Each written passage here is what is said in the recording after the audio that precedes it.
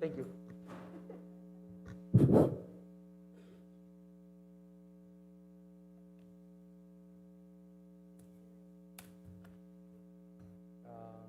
the same thing.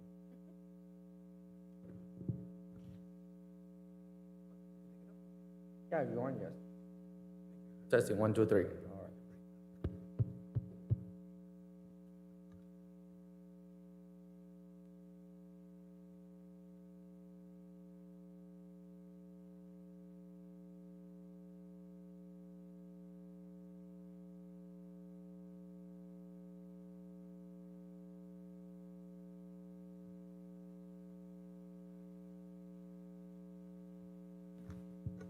Roman, are we waiting for more commission members? Besides Mr. Garcia? Okay, so we can.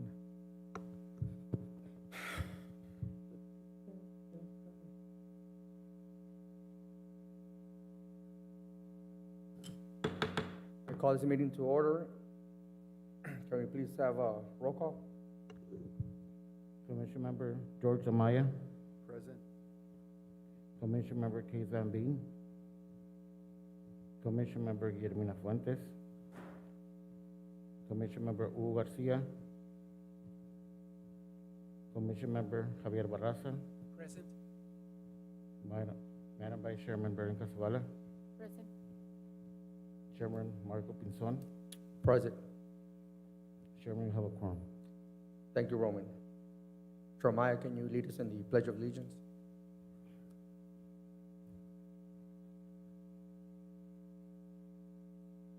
Allegiance to the flag of the United States of America, to the republic which stands, one nation, under God, indivisible, liberty and justice for all. Thank you, George.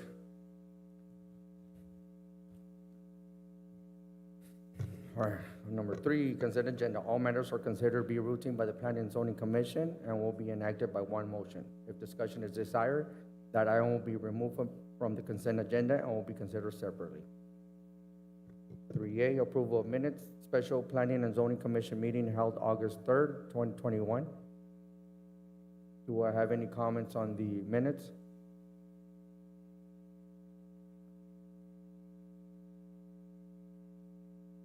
If there's no comments on the minutes, I will not entertain a motion. So moved. Out of a motion, do I have a second? Second. Second, all those in favor? Aye. Aye, all those against? Motion carries. Approval of minutes. Item number 4, public hearing. The Planning and Zoning Commission will be considering a vote or action on the following cases. Any vote or action will be considered separately for each use. And if I mispronounced something, I am sorry for that. 4A, public hearing followed by discussion only on any and all matters regarding major amendment case number 2021-0335. A, request by Dubose Design Group, Inc. to change the land use of designation of assessors parcels 227-14-006, 007, 008, and a portion of parcel 227-14-009, totaling 197.97 acres from commercial C to medium density residential MDR.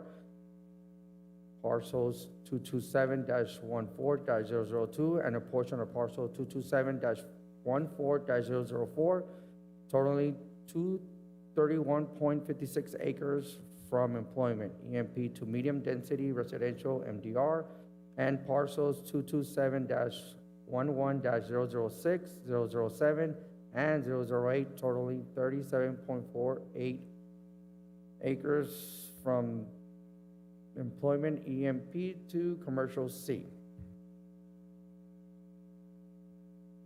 Can I have a motion for public hearing? So moved. A motion, do I have a second? Second. Second, all those in favor? Aye. All those against? Open public hearing. Staff? Good evening, Commission Member, Chairman, Vice Chairman. Fernando will be making the presentations for these cases. I just want to mention that tonight's meeting is to gather public comments. The commission will be making a recommendation to city council during next week meeting. Okay. Thank you, Mr. Chairman. Fernando Villegas, the principal planner for the city of San Luis, and as mentioned, I'm gonna be presenting the three mayor amendments. The first slide here shows the location of every mayor amendment on the agenda. Two of the cases are located east of Avenue E, and one case is located west of Avenue E, as you can see on the slide. The first case, Mayor Amendment Case 2021-0335. This is a request to change the land use designation of about 467 acres. The request is to change the area located west of Avenue D&a-half from commercial to medium-density residential. The area located east of D&a-half from employment to medium-density residential, and the three properties located east of Avenue D&a-half, north of County 24th Street from employment to commercial. To the south, the applicant owns the properties located north of Magrino Industrial Park, north of County 25th Street. These properties will remain with the existing land use designation, which is commercial and employment. Okay. To the east, the existing land use designation is employment, and the area could be the location of the solar energy tower. It seems that the applicant has a development agreement for the construction of the energy tower on those properties. To the north, we have the East Water Treatment Plant and the detention facility. And that's the location of the mayor amendment case on the agenda 2021-0340. And to the west, the land use designation is commercial, and we have the Arizona Industrial Subdivision. Okay? Next, we have an aerial view, shows the location of the properties and some of the adjacent uses.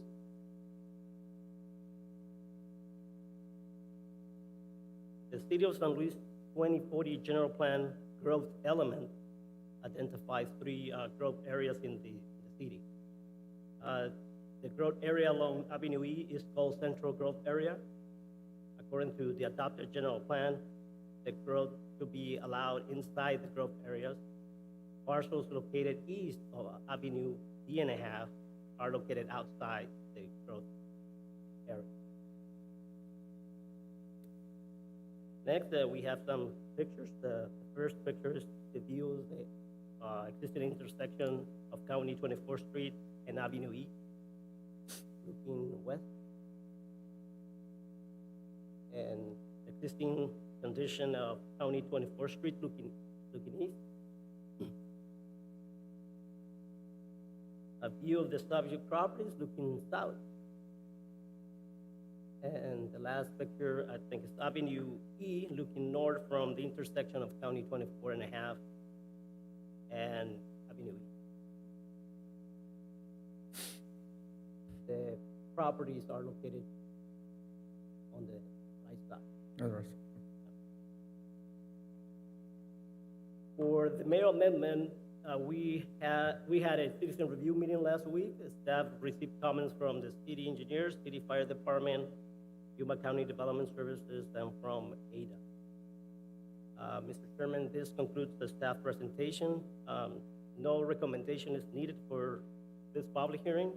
Next week, we have another public hearing where a recommendation is going to be needed. The applicants are here, and they also have a presentation, I think. I don't know if you have any questions for staff. No, good job with the, it helps me. Okay. I know Ms. Zavala is more familiar with this area because of her job, but it helps me better understand what is it that we're talking about in the area it's at, but Okay. excellent, a lot better than last time, I'll tell you that. Thank you, Okay, that is open to the public. I believe someone has a presentation, if that person wants to come up first. Go ahead and present your name and, If I may? yes. Thank you.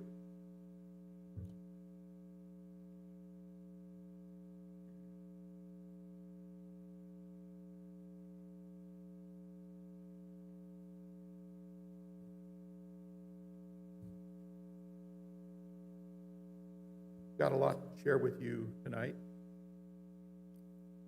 First off, Mr. Chairman, Madam Chairman, members of the Planning and Zoning Commission. My name is Tom DeBose. Company is DeBose Design Group.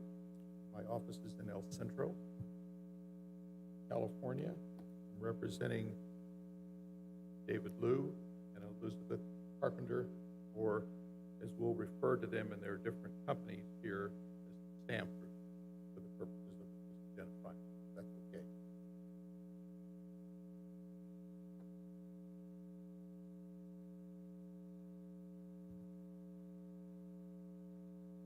Forgot which way to point this. Right there.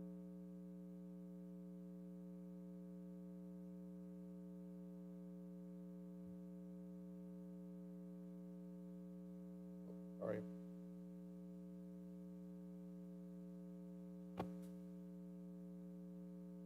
Doesn't quite all show up there, but what we wanted to do first is talk about why we're here.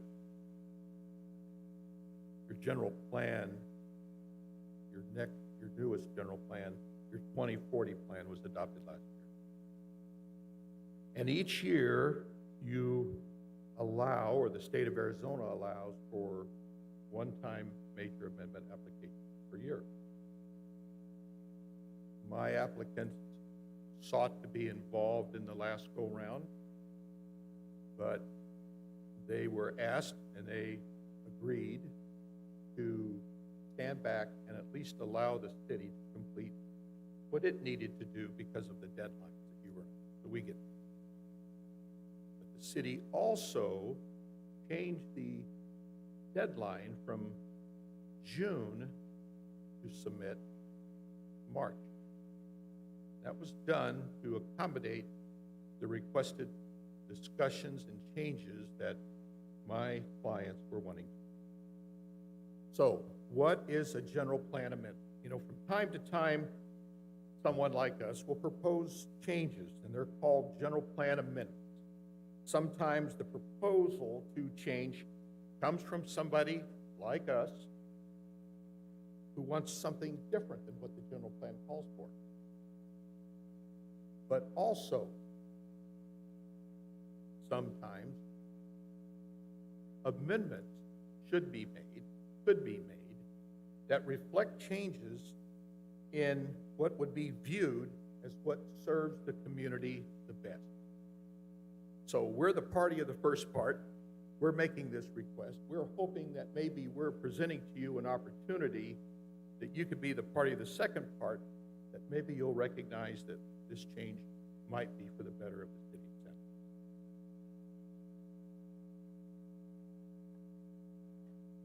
I now want to take you to your general plan ownership. And I want you to pay careful attention. The white boxes up there are the privately owned properties in East San Luis. The tan is all federal government. The yellow is the state. And so there's a clear separation between the city of San Luis proper and now East San Luis. I don't know what I did. There we go. That the ownership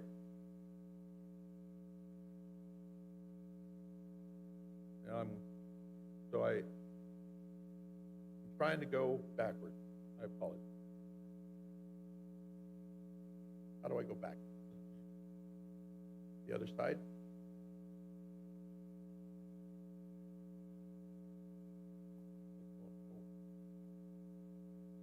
Oh, that's back. going forward.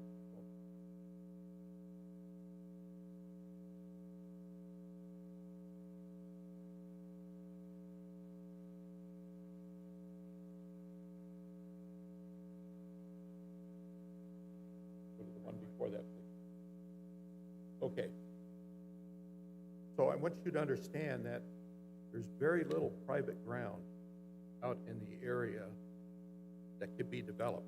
Otherwise, you've got to work with the federal government, and you've got to work with the state government to do improvement.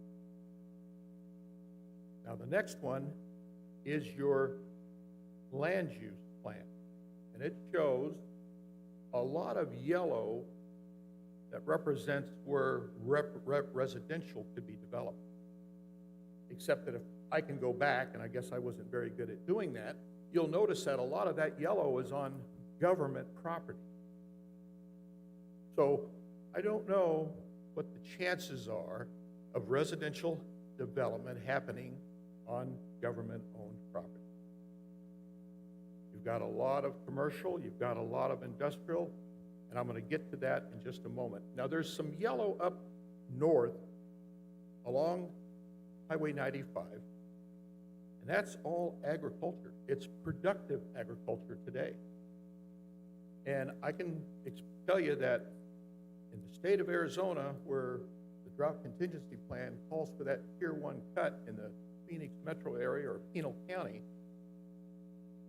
I was on a webinar this morning. 30% of agriculture is going to have to be fallowed to accommodate Central Arizona Project and those water agencies. And so I don't know that we could apply further pressure to agriculture to give up their land for development.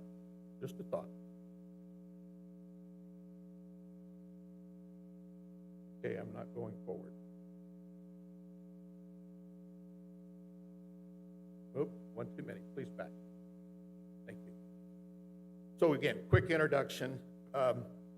Represent the SAM group. You know who I am. Next one, please.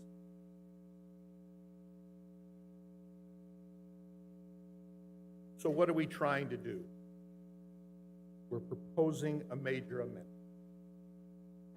A major amendment that would allow residential growth facilities, that would facilitate, the employment opportunities created through business expansion and relocation. The 2040 general plan adopted last year, in our opinion, overstates the potential industrial development based on the history of border crossings, and I'm going to explain that to you in just a moment. Also, the 2040 general plan leaves out future residential growth due to state and federal ownership of that property, just as I showed you earlier. So what's our plan? Look, we hope to be able to take advantage of the flexible building options in our request for medium-density residential. We hope to plan commercial development and schools that would provide needed services, and while doing so, alleviate traffic along Cesar Chavez. We want to encourage economic development in San Luis by creating an attractive live-work environment. And I'm going to deviate for just a minute. I've been involved in economic development for over 35 years. And here this summer, there was a company that came through DYEDC who approached the city of San Luis wanting to locate. Well, then San Luis fell out fairly quickly. But that company also was looking at El Centro.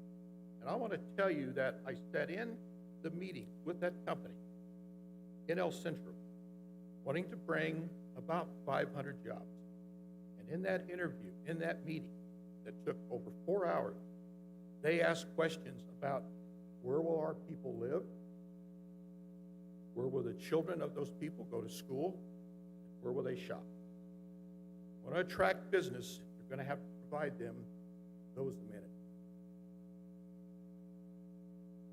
And we hope that this plan will allow for residential on the east side, on some of the only private land left in East San Luis. Okay, here's the quick history lesson. And Again, these are things that maybe you haven't thought of. I don't know, but I'm gonna try to share.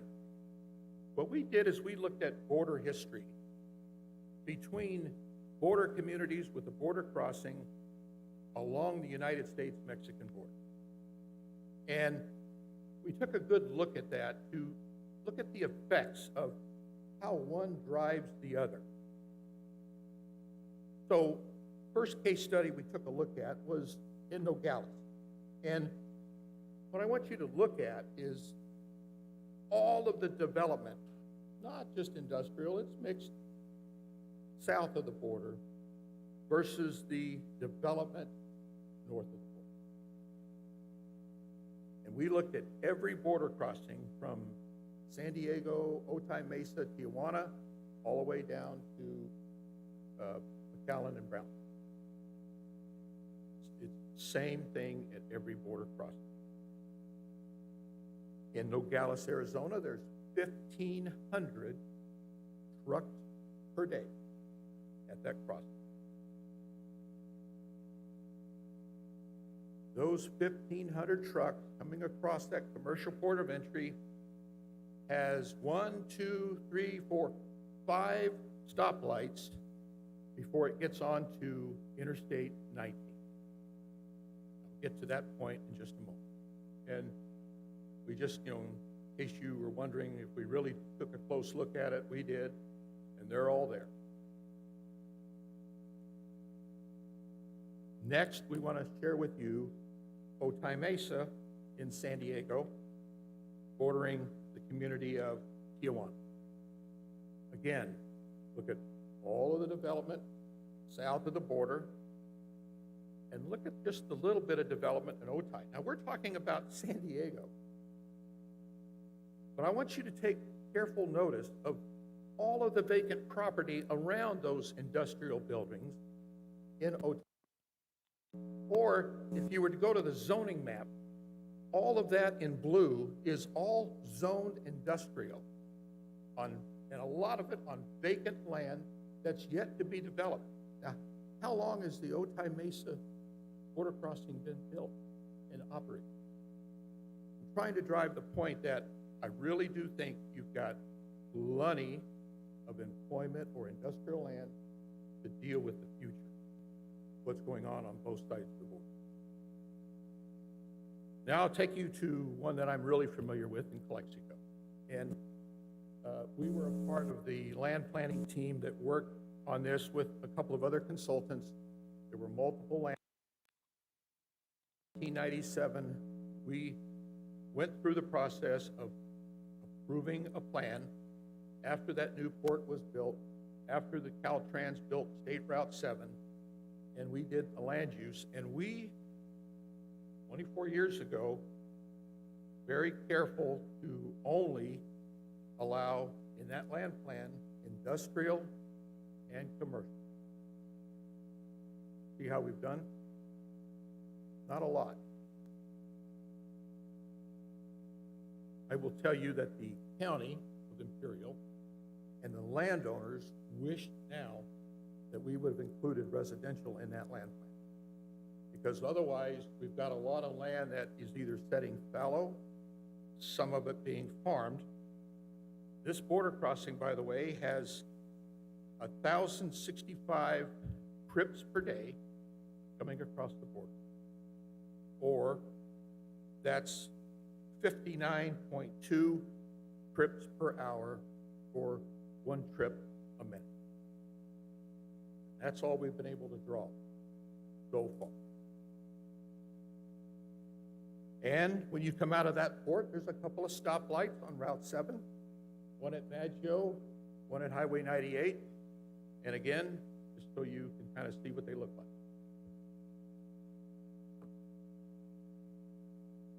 Our plan is this. We're taking a little over 400 acres, only 400 acres of all of the SAM Group land ownership. Make a conversion to medium density residential. And We have left out some other parcels. What I'll point out to you is that at the corner of Avenue E and 24, we've left 40 acres for commercial. All along the south side of this particular area between Avenue E and Avenue D, we leave 161 acres combined of commercial land use and employment or industrial. Upon the north, just north of 24th at Avenue D, we're rezoning that from employment industrial to commercial to provide a buffer from the East San Luis wastewater treatment plant. And just so you know, because you see these maps and you kind of forget or you don't recognize what the distance really is, from the wastewater treatment plant property on its south boundary down to 24th is 665 feet, just so you can measure what the separation is. So I think any of the residential that we would propose under the medium density is going to be fairly far away with a buffer on the north side of 24th. We also want to point out, and Fernando is good to call me on this because we made a mistake. We're asking for medium density residential, so it's not high, but the higher limits of medium density, it's always been our intent to buffer the remaining area on the east side of Avenue E, the buffer along the south, north of the area that we're leaving as commercial industrial employment, and along the east side, along the west side of Avenue D, so that the densities allowed under the medium density will be a little higher there versus just the standard single family that you'll see in the middle. So appreciate Fernando pointing that out to me. It's not our intent to make this change. It's simply our intent to share with you what we intend to do. And by the way, when you look at the focused area, we get it. If we were granted this land use approval, and we come back later with a tentative map and a zone change map, we'll develop on the west side of D.5 first before we expand over on the east side. So we understand.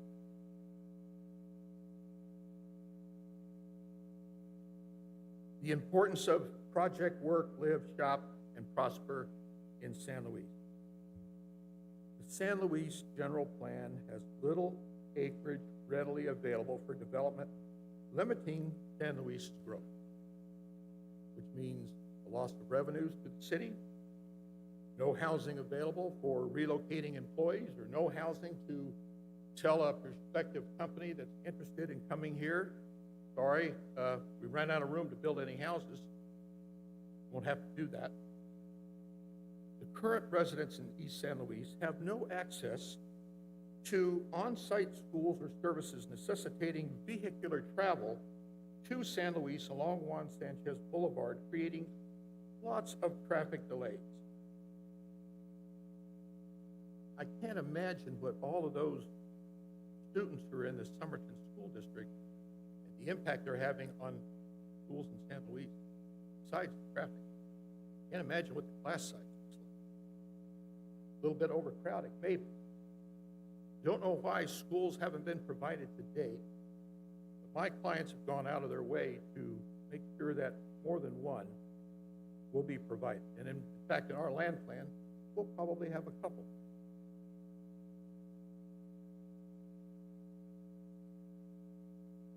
Going on, we've talked about the density, but now I want to get into the water and sewer connections that are already in place with the existing lift station at 25th Street and Avenue D.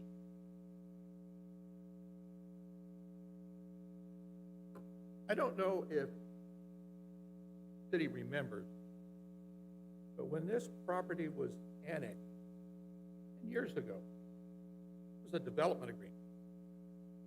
And in that development agreement, it very clearly spelled out that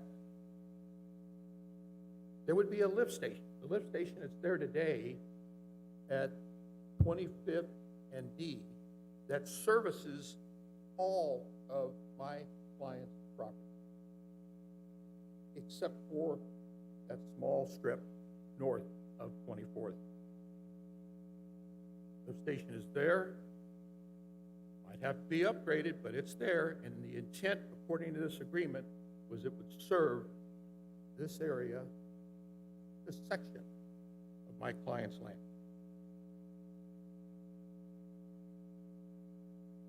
So as rooftops are continually added, more retail and commercial development now starts to become viable along that Avenue E, and hopefully heading to the city tax. Now let's talk about traffic. And here recently, we were told that San Luis Port of Entry, which is only averaging a couple of hundred trips a day, I'll get to that number in just a minute, was somehow going to escalate in the next 3 or 4 months to 1,200. Now, when you compare that to Nogales, or you compare that to San Diego, that's kind of right in that wheelhouse. So that's a significant jump. But it's also a good deal, because that means that that San Luis port is now successful. It's now starting to get to what it was originally designed to do. And as we increase traffic, we increase opportunities for sales and service. But I want to go back to this resolution for the annexation. 10 years ago, it was contemplated, and in fact, it was agreed upon that the applicants would provide the right-of-ways needed. And any additional on Avenue E, anything needed for 25th, anything needed for 24th, anything needed for Avenue D, Avenue C, and it went further to describe that eventually there'll be a 4-way stop sign at 24th and E, and then when the traffic counts warrant, there'll be a signal light. In fact, there'll be another one at 24 and a half. 10 years ago. Now, we haven't hit that trigger today. And when do you know you've hit that trigger?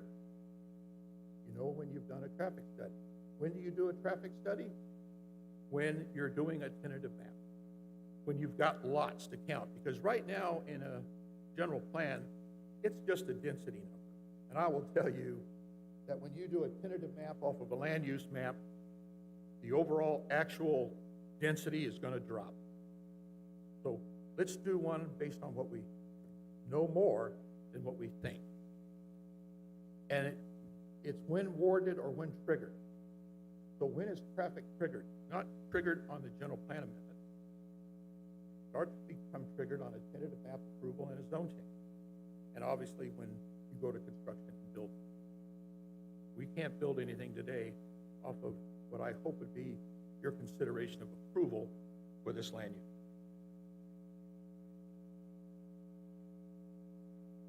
The YMPO 21 study completed for Yuma County clearly indicates that the Port 2 and Avenue E was designed for commercial traffic as well as commercial vehicles. Or, as was quoted, this facility was also designed for the potential of adding additional facilities for passenger vehicles, pedestrians, and bicycles. Avenue E is going to have someday, and of course, based on the information that was provided about 1,200 trucks, maybe that means that all happens a little bit sooner. And again, we're saying we think that's a good thing because what you have out today hasn't really warranted anybody else to come in.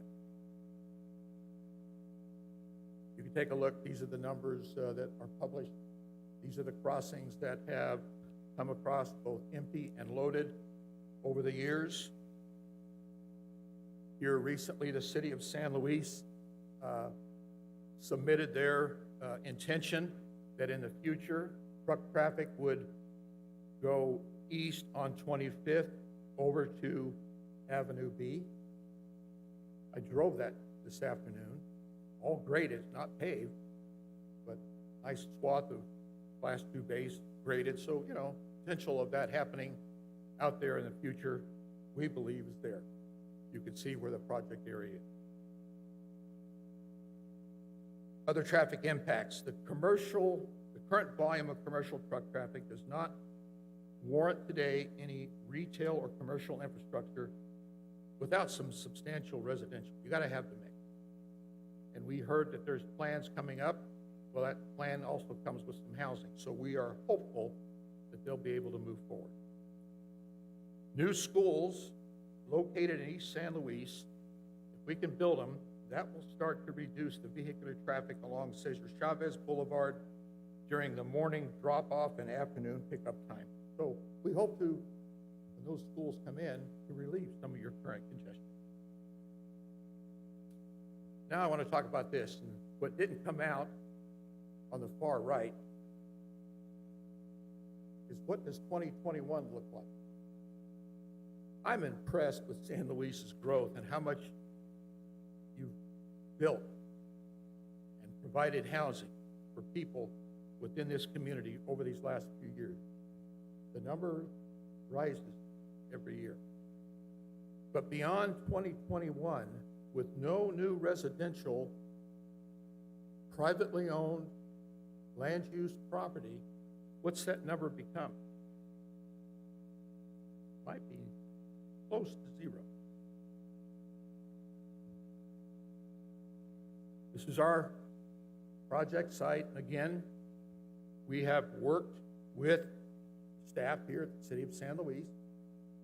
They have told us that they're going to need another water well. My clients are going to provide that area for that water well. I've just told you recently about the lift station. And here recently, and I don't want to rain on anybody's parade, but I'm involved in a lot of projects, and I was recently in San Antonio, and I attended a NAD Bank forum where I was reacquainted with some of my friends there. And last week, we had a call with your Public Works Director and your Community Development Director. What appeared to me to be not a reintroduction to some of those folks, but an introduction to others. And so we are doing the things that we think are necessary and we're responsible for to ensure that funds will be available beyond the developers' contributions that would help the City of San Luis grow their infrastructure.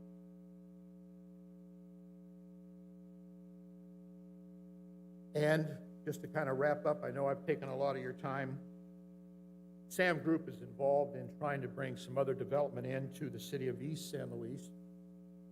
They've had a project meeting with city staff on a food truck court. We are in negotiations with a major international hotel chain to bring a combination extended stay and short-term stay hotel. We've gone beyond the first phase of feasibility. We're now at a point of working on a contract. We hope us or somebody will be able to bring in a satellite store. And again, our clients have provided what has been left out in East San Luis, additional school sites, and we'll probably need to provide more. So in summary,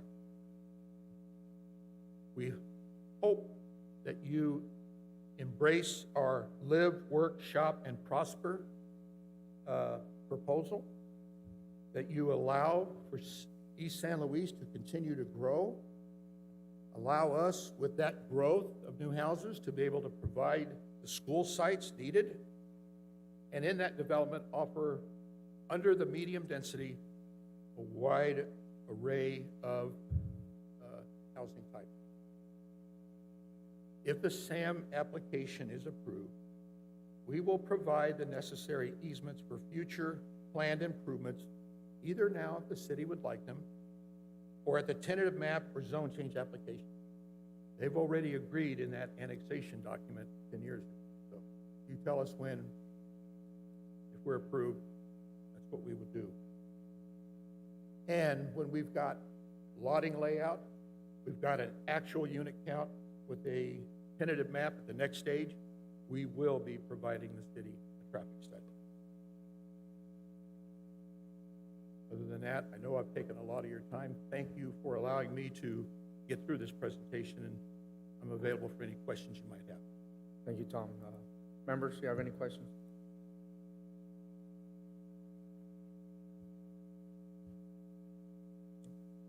All right. Thank you very much. Okay. Staff, do we have people from the public that want to?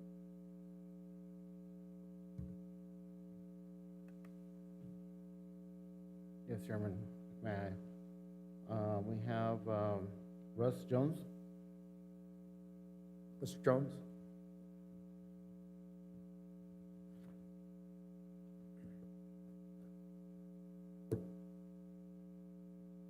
Evening. For the record, my name is Russ Jones, longtime commercial industrial resident of San Luis. I don't live here, but spent time here. Was on the original committee that incorporated the town way back when. So I've seen a lot of history of this community and what it's done well and things that has not done quite so well. The port of entry, let me state first, for the record, I'm not against growth. I'm not against residential growth. I'm against growth that is not thoroughly well planned. With the foresight to have the funding streams necessary to accommodate traffic so that all the residents are safe, children are safe in this area. I'm going to take it back really quick. That's why about over 20 years ago, when the commercial port and the POVs was one port, and it was a mess. We had accidents, we had fatalities, we had pollution, and it was decided by the city and all of us together that we needed to move the trucks as far east as we could get so that they would not be in the community itself because they're dangerous. And we worked together very, very hard to get that done. And we thought both the port to the east plus the old port would all be done at the same time. Unfortunately, that didn't happen. 10 years ago, we got the commercial port to the east and provided all the infrastructure for that. And the funding for that infrastructure came from the commercial industrial developers, from the cities, from the county, who paid for that because of the importance of the commercial truck crossing to future growth in industry. And then, of course, 10 years later, we're almost, it looks like, we're very close to, we may have the money to complete the project downtown San Luis. I was at a meeting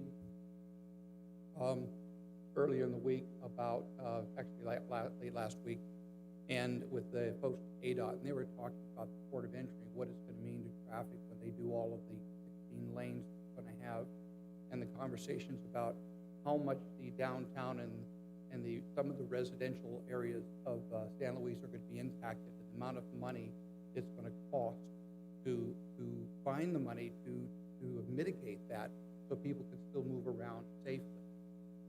We look backward, would we probably put 5 schools on either Chavez with 5 sets of school crossings? Probably not. You're looking at spending over $30 million, and you don't have the money yet to repair or mitigate what should have been taken care of or provided for many years ago before those things were put in there. What I see here is, again, many of my people have moved out to the Bienestar, the newer subdivisions, to be closer to where they work at the port, near the port of entry at our facility. And so we do need that, but it needs to be well planned. I look at other cities. Tom DeBose was showing you other ports of entry. I have offices in all those ports of entry. I grew up in Calexico. I know how they work, and they, for the most part, have, yes, there are some traffic lights, but all of those were planned up front. They were done before the development. The overpass for, that's in Calexico for SR7, both locations done to industrial specification, were part of the overall development, paid for up front, ahead of the development. You look at Otay Mesa and the growth there, they spent great deals of money to create 905 and frontage roads on either side, so the commercial and other types of traffic could move and not interfere with the main traffic. It looks like a great plan they're proposing, but I don't see any money, I don't see anything in their plan that says how it's going to be built. We don't have property taxes here. Development is done through special districts, so the people who buy the houses over the years pay their fees and taxes to the district to pay for the infrastructure that should have been put in place in the first place. And for that reason, you can't get a sales tax passed in San Luis because they're already paying taxes. So why do they want to pay it twice? And all I see here is another development with no plan, no revenue stream, nothing up front to say how we're going to pay for the traffic mitigation, and then on E. And the numbers there, San Luis, again at the ADOT meeting, they were sharing the statistics about San Luis. It's the fastest growing commercial port of entry anywhere on any land border that U.S. Customs has. It's grown in the last 2 years by 30% a year, and they don't see any change in that going forward. So you're going to see more and more. The port is still only open 10 to 12 hours a day. So the truck numbers you see up there are all crossing in that short period of time. And that's only half the truck, because then the empties have to come up. So some of the numbers that are being presented are a little bit, I'm not going to say misrepresented, but they don't tell the whole story. And I think it's very premature. I think there's a lot more work that needs to be done.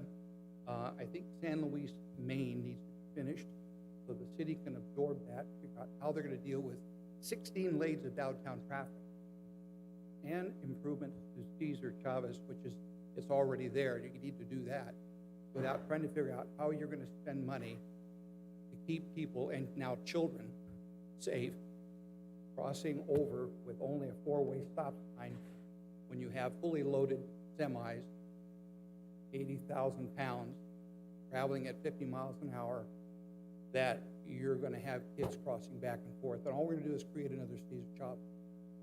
That's what I see. So I think there's more to be done. Again, I'm not opposed to growth. I think there's enough land out there between both of the proposals to accommodate some housing, but it's going to have to be coordinated. Everybody's going to have to give some, because if you do this 400 and this 200, how many houses, how many people, how many more, is one school enough? Are you going to need a middle school? Probably another high school. Where are those going to go, and who's going to pay for them? So again, I'm not opposed to growth. I think there needs to be more planning and discussion about this going forward, but I still am opposed at this point. So, and I want to preserve all the jobs that we already have in the industrial park. We're getting ready to build another building. We have a third building, no, 2 other projects to be built in the industrial park that are on the books that we're in the planning stages right now, which will bring more jobs down there and more traffic for those jobs. And Tom is correct. I mean, long term, eventually, San Luis East, but first we got to absorb those 16 lanes, but eventually San Luis East will be open to some POV traffic. That's many years away. So thank you very much for your time, and I'm glad I don't have your time. Thank you, Mr. Jones. Roman, do we have more people for the public? Yes, Chairman. Next, we have Frank Rascon. Mr. Rascon?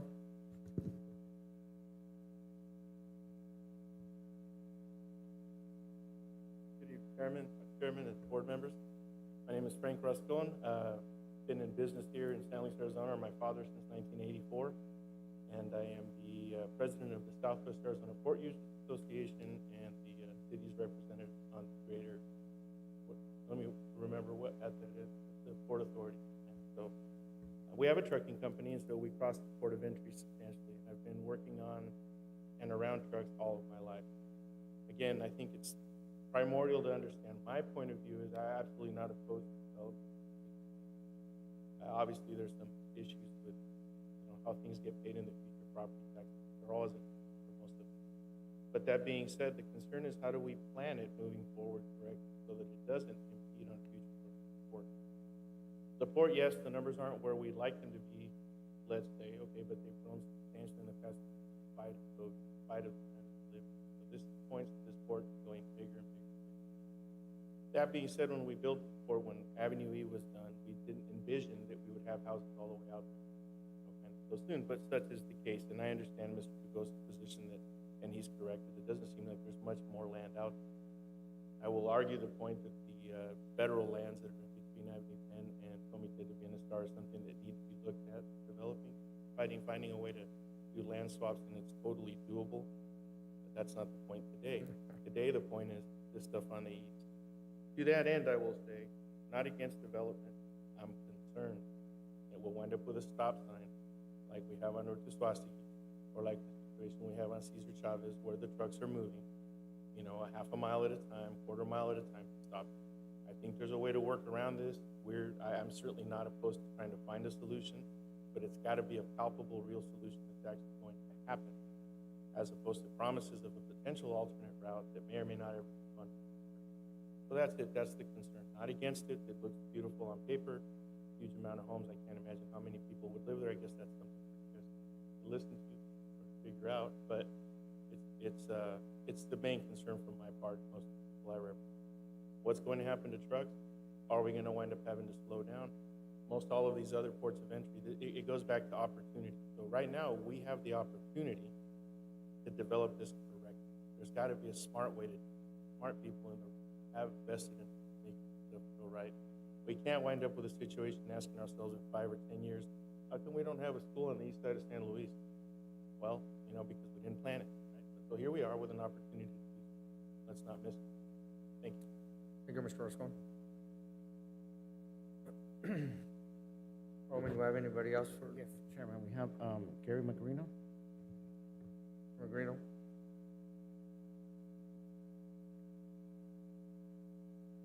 Good evening, everybody. I'm Gary Magrino.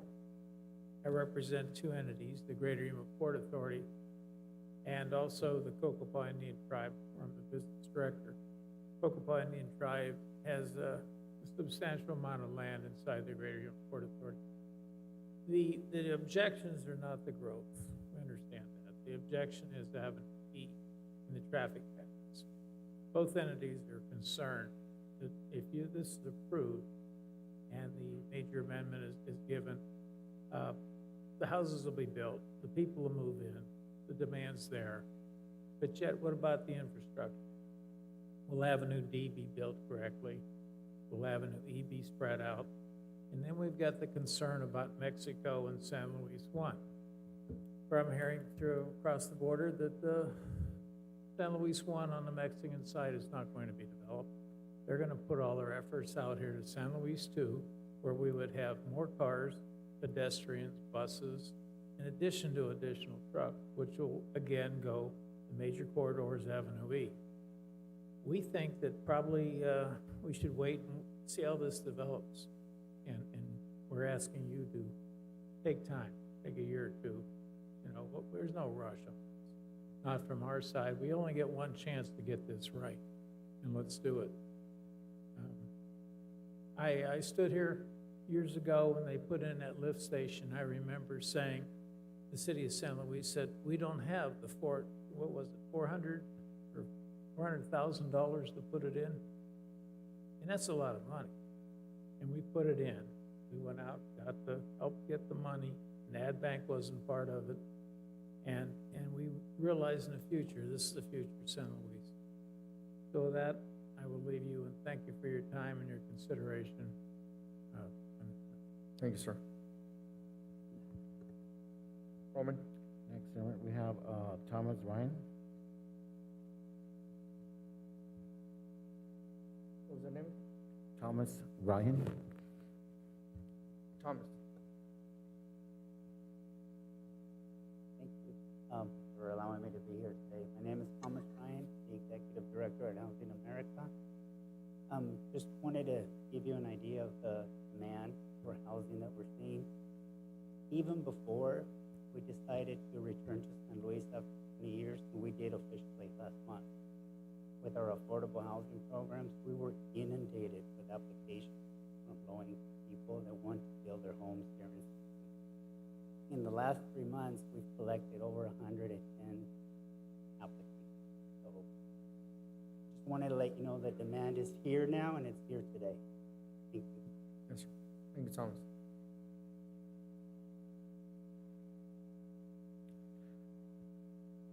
Roman? Chairman, last speaker we have for this item is Alba Gomez. Alba.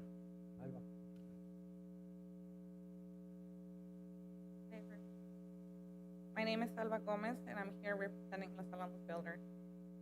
The reason for my presence today is to support this major amendment and to share some information on how the approval of the proposed development impacts our community.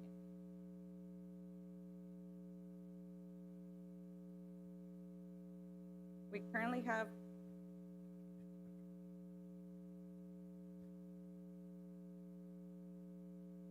this is a little bit of background of our company.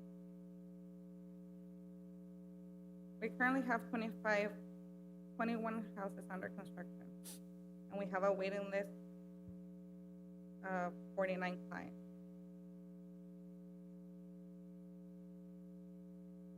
These customers are already prepared with their loan and ready to initiate once the lot becomes available. And this list just keeps growing every day.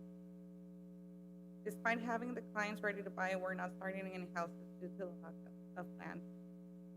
And we anticipate that by the end of the year, the waiting list will have increased to approximately 100. And this is without doing any kind of publicity.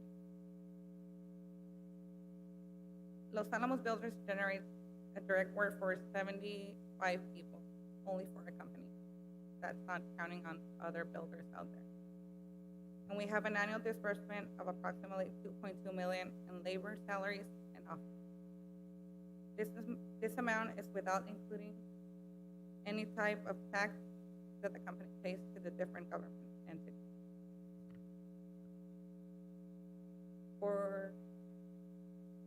We estimated that in the year of 2021, the payments made for the building permits to the city of San Luis is going to be about $200,000.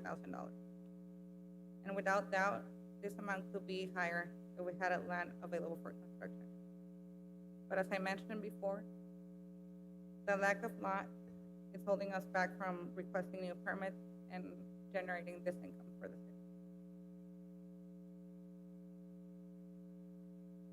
In our company alone, we have a deficit of 50 lots as of today, which we estimate that by the end of the year, the deficit will be double, becoming about 100 lots only for our company. If we sum up this figure to the situation of other families that need a home and other construction companies that have demand for houses and new builds, we're talking about the fact that by the end of the year, we're gonna have a deficit of about 300 lots approximately. Like I said, that's only for our company. Therefore, to the respectable members of the Planning and Zoning Board, we ask you to join and vote to favor the proposed amendment in an effort to avoid truncating the growth of our city and our community.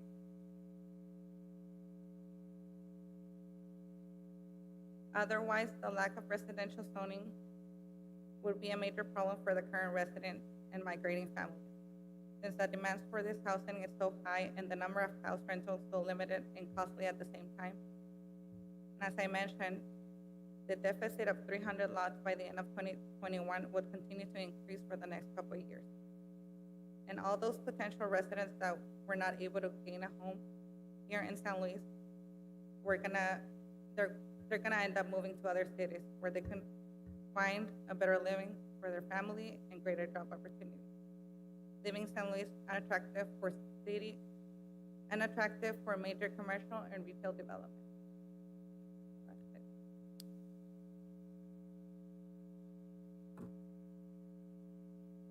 Thank you, Alma. Roman? We don't have any more. Right, anymore. Okay. Think, we'll,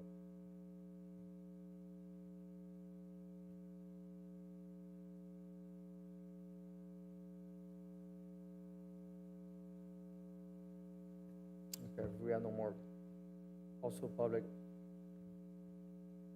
I'll make a motion to close public hearing. Second? All those in favor? Aye. All those against? Motion to close public hearing.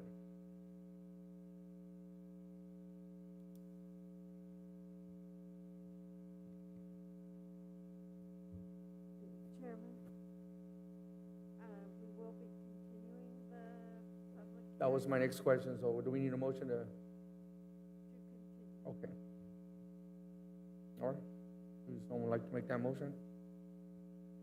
Chairman, may I move to continue public hearing regarding Mayor General Plan Amendment, case number 2021-0335, to the Planning and Zoning Commission meeting on September 21st, 2021. I have a motion, do I have a second? Second. Second, all those in favor? Aye. All those against? Motion carried.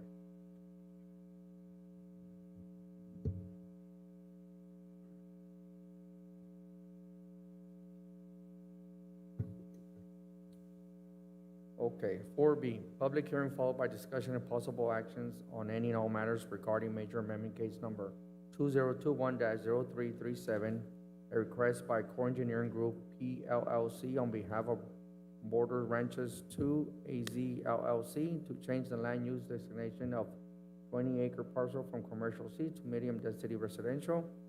Assessors parcel number 227-15030, located at the northeast corner of 20th Avenue and County 24 and a half Street in San Luis, Arizona. Motion to open public hearing. So move. I'll second that. All those in favor? Aye. Aye, all those against? Motion carries public hearing. Staff?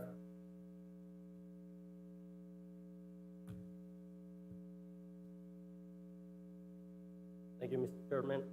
This is a request, as you mentioned, to change the land use designation of the 20-acre parcel from commercial to medium density. The parcel is located on the northeast corner of 24 and a half Street and 20th Avenue. The existing land use designation to the south, east, and north is commercial. Minor amendment case number 2021-0335 to change the land use designation to medium density by the same applicant who was denied by City Council on September 8th.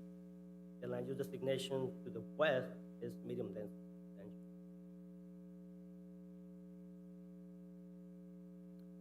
Here we have an aerial view showing the location of the property and adjacent parcels. To the east, we have the Arizona Industrial Park, and we have the vacant land to the north, west, and south. And the property is located inside the Central Grove area identified the City of San Luis General Plan. And next we have some pictures showing the existing condition of the property. This picture is looking west from southeast corner of the property. Another picture from the same location, looking north. And for the major amendments, we had a citizen review meeting, and staff received comments from the city's fire department, Yuba County Development Services, and from ADOT for this case. This concludes the presentation. Any questions for staff? And no recommendation is needed for this item until the next topic. Members have any comment on this item?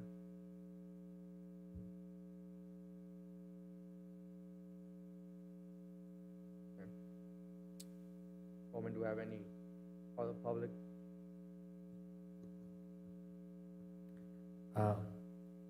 Mr. Chairman, we have the applicant here in case you have any question for them.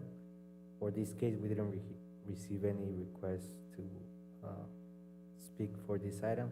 However, like I mentioned, the applicant is here in case you have any questions for them. Okay. Anybody have any questions?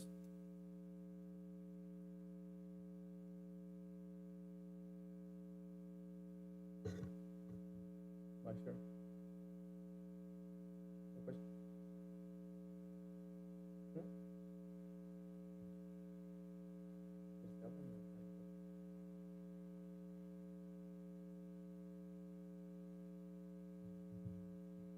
Does the applicant want to come up and share his thoughts?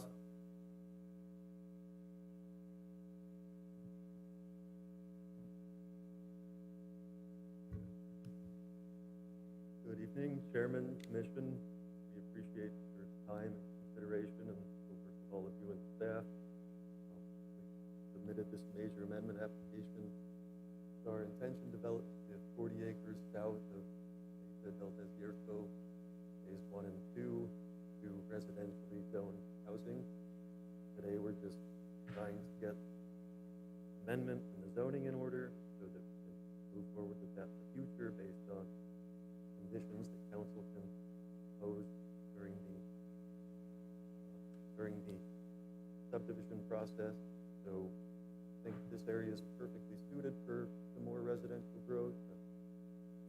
Basically, we're here to answer any questions you have, but yeah. And we're intending to come back with a major amendment for the north 20 acres that was denied before. Again, bring all this up and keep things moving and successfully complete a project here in this. Members, you have any questions? No? All right. Thank you. Very much.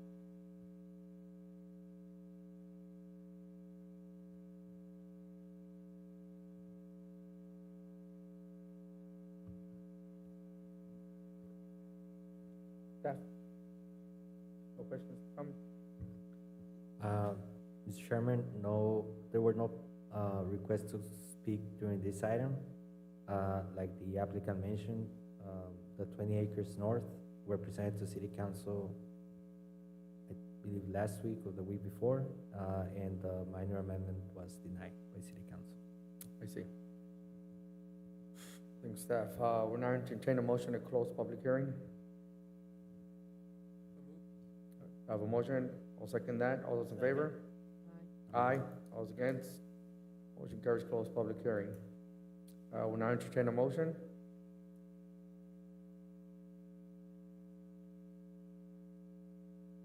Mr. Chairman, I move to continue public hearing regarding major general plan amendment case number 2021-0337 to the Planning and Zoning Commission meeting of September 21st, 2021. I have a motion. Do I have a second? Second. A second. All those in favor? Aye. All those against? Motion carries.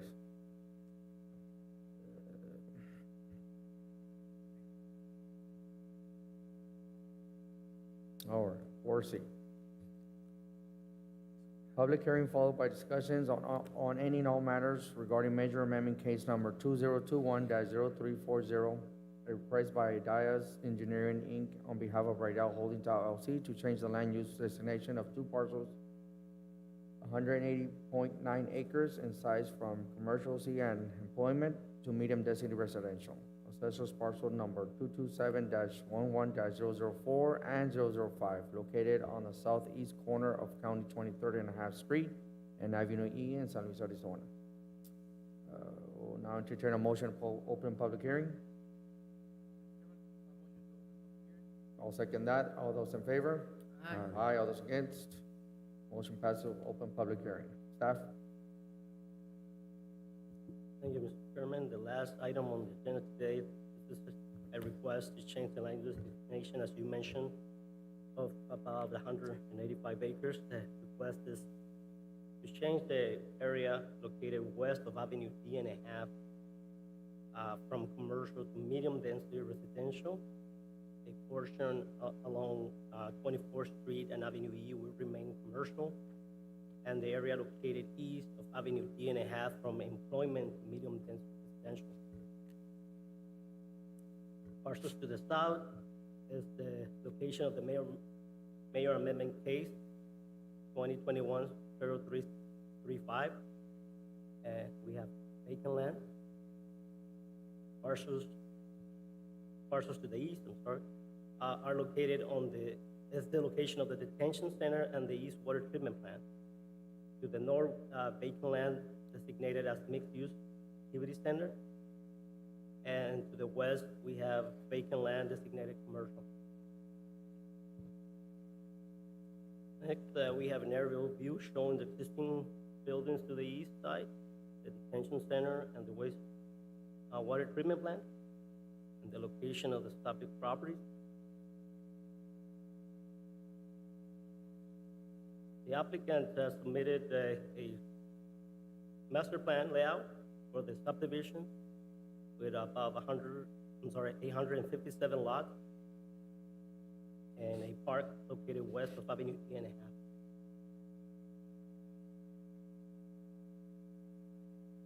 Again, according to the city general plan, the growth should be allowed inside the growth area. The parcels located east of Avenue D and a half are located outside the central growth area. Next, we just have some pictures of the existing intersection of County 24 and Avenue E in west, and the existing condition of County 24th Street looking east. Subject property here, looking northeast from County 24th Street. And again, for mayor amendments, we had citizen review meetings last week, and staff received comments from the city engineer, city fire department, Yuma County Development Services, and from ADA. Chairman, this concludes the staff presentation, and no recommendation is needed until the next public hearing. Any questions? Yeah, I have one quick question. Like on this development right here, is there a certain permission or, well, I'm trying to say permission because it's the detention center. Is there an agreement there if something wants to be developed that close to?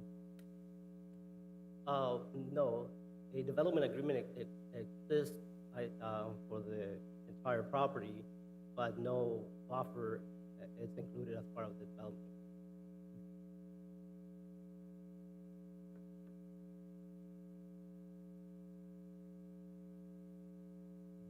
Okay.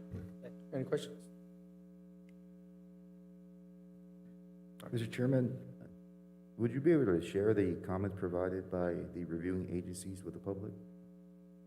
The comment From the reviewing agencies? You had ADOT listed, Development Services. Yes, it should be part of the agenda. Let me see if I can find the copies.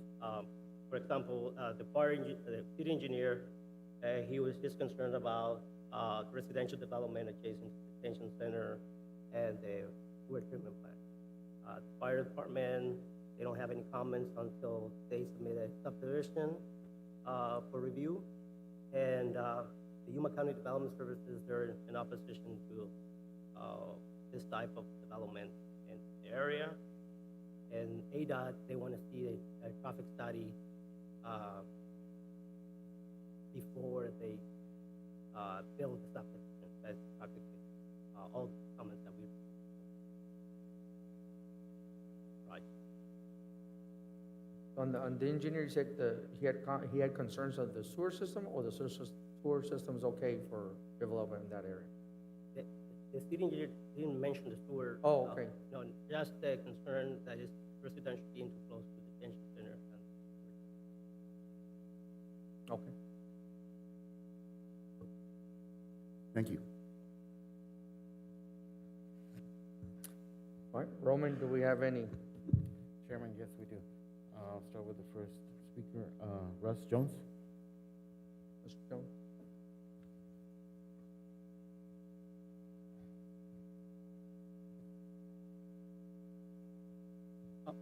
Thank you again. Russell Jones. I live in Yuma, Arizona, and a business owner here in San Luis. On this, I basically have the same problems with development. I'm not against development. Some of the good things I see in this one, on the other hand, is that a fairly large commercial buffer, at least on E, to buffer E. The issue of the prison is something that I'm not going to take up. That's something that really is more for the citizens of San Luis to determine if there should be a similar buffer between a prison and residential, or a prison and a school for that matter. But the concerns I have again are the support infrastructure, the traffic studies that we feel are necessary.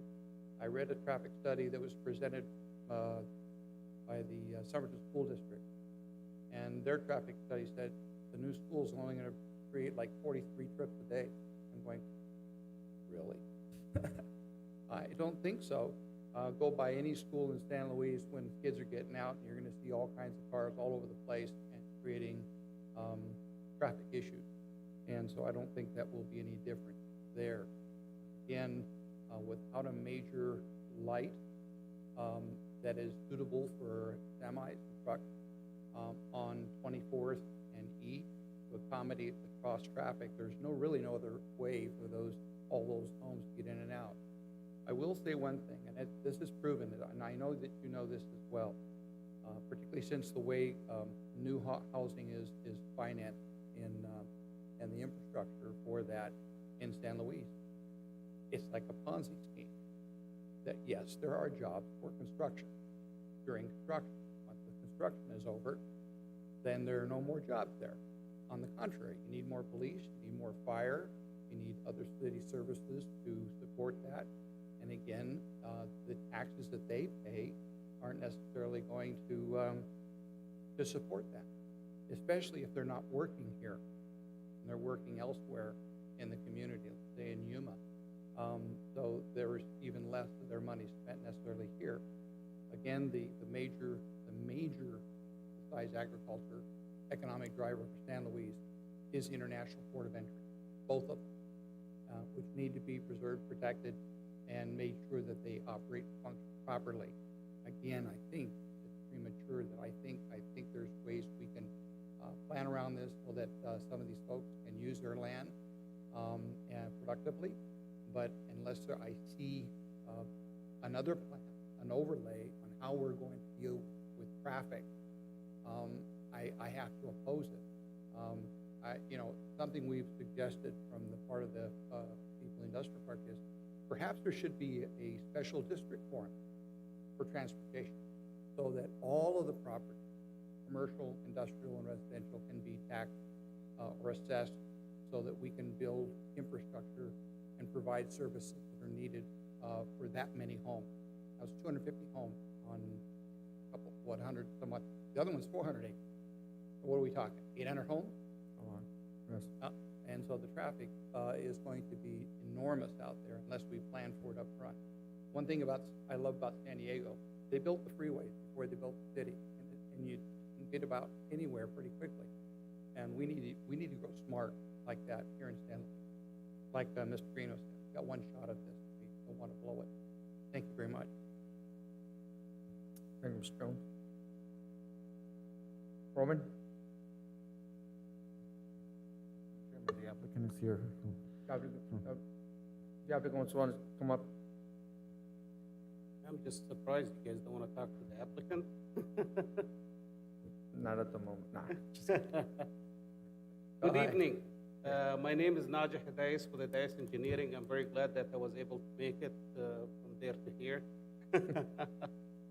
But I do appreciate the comments from Mr. Jones. He's a good friend of mine way back then. We did lots of fishing together.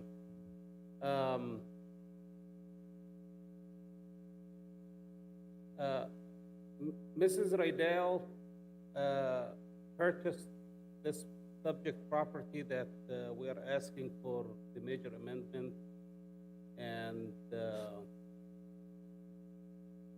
I don't want to go into details, but it's located at the northeast corner of 24th and Avenue E. What we did immediately, actually before we even purchased it, we went ahead and we master planned. I really agree with everybody that talks about master planning and putting your ducks in a row before you start developing. So we went ahead and master planned it, and you will see the master plan in a minute. We took everything to the consideration, and as a matter of fact, just today, I went ahead and I signed a contract with the traffic engineer to go ahead and do a traffic impact study. The traffic impact study will be completed in the next 2 to 3 weeks. So hopefully in the next hearing, we will be talking a little bit about traffic and the impact of traffic and the mitigation of some of the issues that some people are talking about. But the master plan that we did there also, it includes buffer zones. You know, we are extremely sensitive toward the prison and the wastewater treatment plant. As a matter of fact, I'm the one who designed and built the wastewater treatment plant, and I know a little bit about it. Like you see, all of the green areas, those are buffers that it will be heavily landscaped to basically create a divide between these. We also providing a buffer between the residential and the commercial.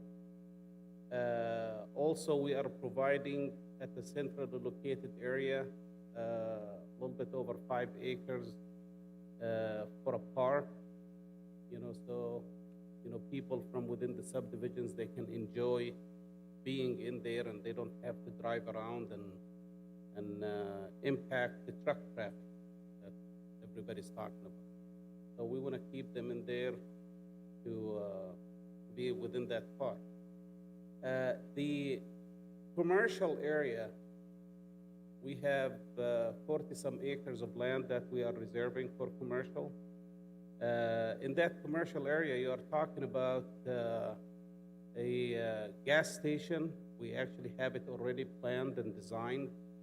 And as soon as the lot split is recorded, we want to go ahead and proceed with submitting it to the city. We have already met with staff. Along with the gas station, we have a grocery store that we will be putting over there. And, all of the necessary businesses that East San Luis actually need. And whether it is the residential area in San Luis that needs it, or the employment in the area, such as all of these industrial buildings that they hold lots of employees. You're gonna have a convenience store, gas station. You're gonna have restaurants. You're gonna have a grocery store, office space, hotels. I mean, one hotel, not I shouldn't say hotel.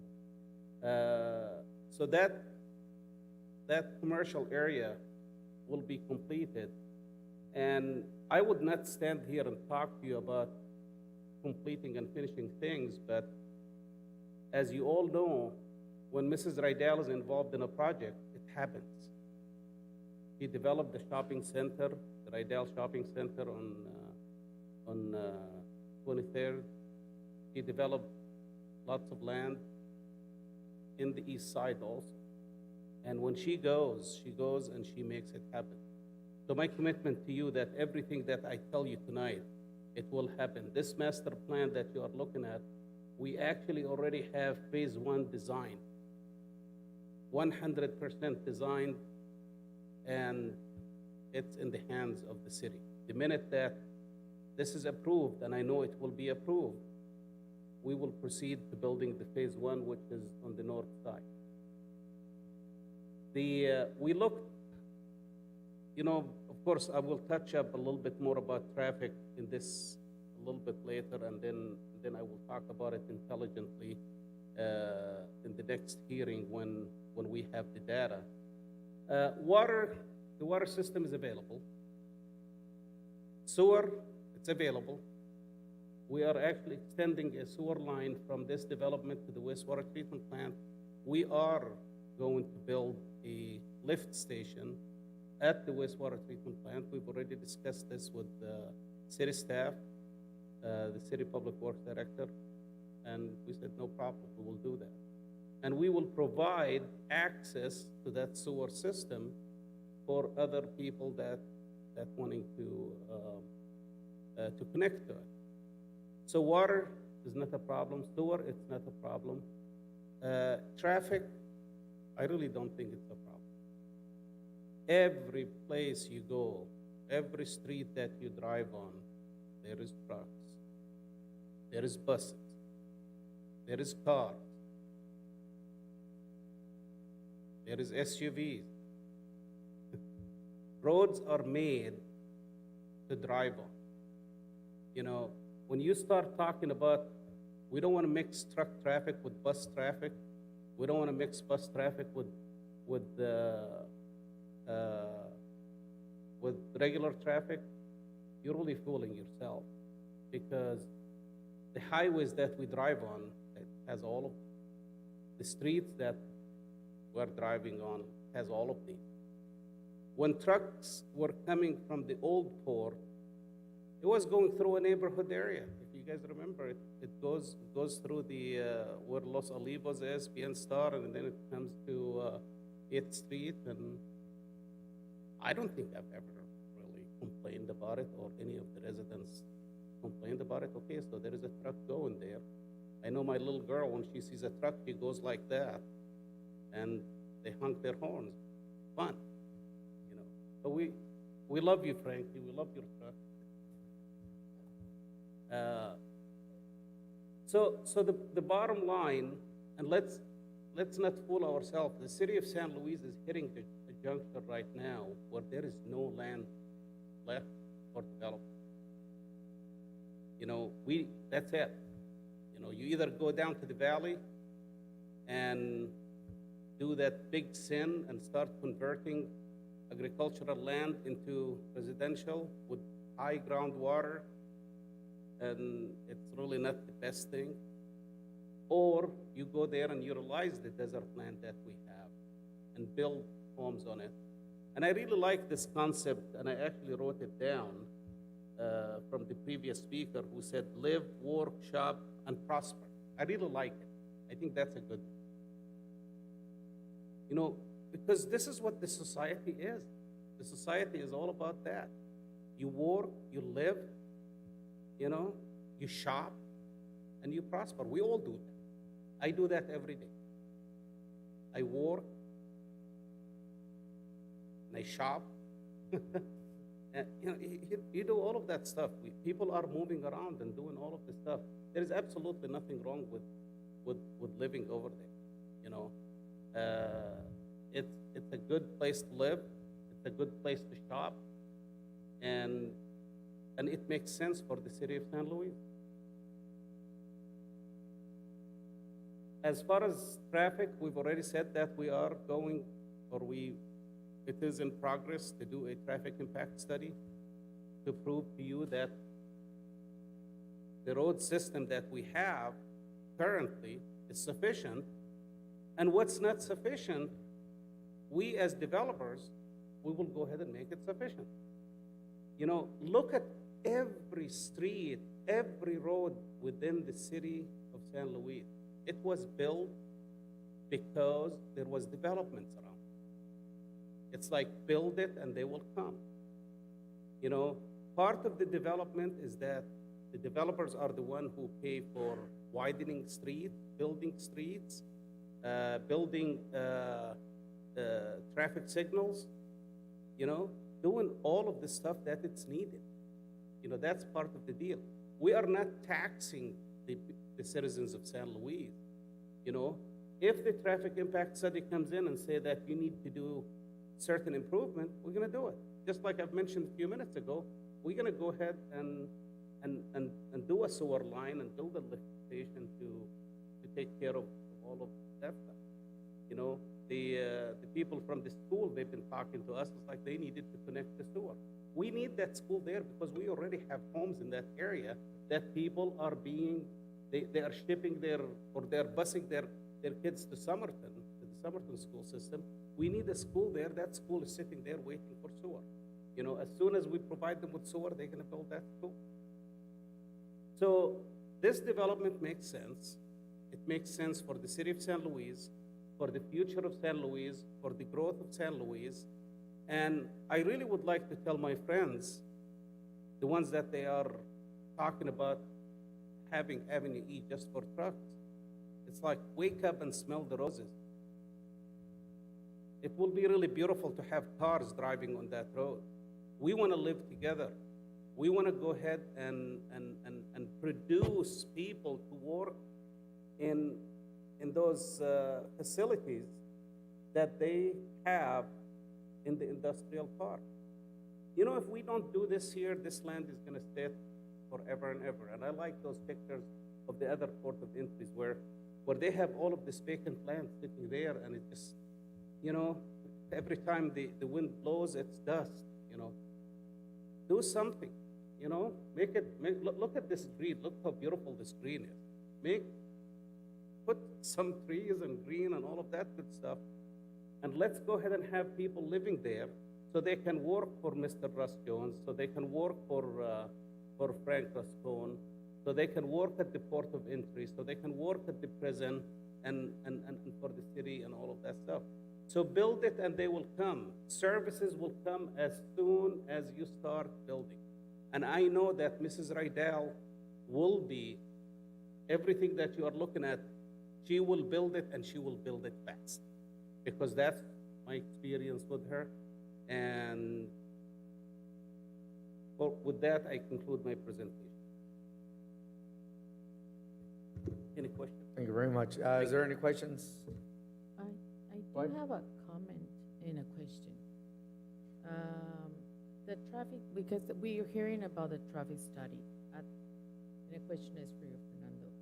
Traffic study is required at what point when they submit the application, or it's after there's approved? The public works standards, public works department, they have the ability to request a traffic study when somebody submits a subdivision for review. So during the mayor amendment process, we don't ask for traffic study. Okay. If the developer wants to do a traffic study, they can pay for it. It's for us for review, but it's not really required until subdivision. Okay. Yeah, it's because with all the issues they're talking about the traffic, and Yes. and I see they are willing to do it before even it's required. And I'm assume the other developers are on the same page. Yeah, I'm a firm Trying to believer. work with the industrial, trying to build together and grow together, not apart. Exactly. And I agree with you. I love your comment, and that's why in looking at this, we wanted to make it into a successful community. We went ahead. The city did not require a traffic impact study. We went ahead and paid for one, and we hired the consultant, and he's going to be working on it. I think it makes sense. I don't think that anybody should build anything, and I agree with Mr. Jones with what he said earlier in the comment, that nobody should build anything without knowing what they're doing and having the necessary funding. I think he mentioned the funding. Having the necessary funding to build, you don't want to really have a pie in the sky. Oh, okay, I have this piece of property, and I'm going to go ahead and get the major amendment, and I'm going to go ahead and zone it, and I'm going to go ahead and start finding buyers that will buy this and develop it. No, I don't think the city should go for that. I think they should go for something that they know that it's coming, with people that gave thoughts to everything that they are doing, and we really did. We gave it lots of thoughts. We worked with city staff. We used our knowledge to develop this master plan that will work. And like I said, we are so convinced that things is gonna go good with this property, that we went ahead and invested, spent the money, and we designed the first phase already. So, and we're gonna build depend how fast we as engineers and the city is, how fast, we wanna build that convenience store and gas station. So in the next 6-7 months, you'll have a gas station open. And I really wanted to thank you for giving me the opportunity to do this presentation. Thank you. All right, thank you. Roman, do we have people from the public? Chairman, yes. Frank Rascon? Mr. Rascon?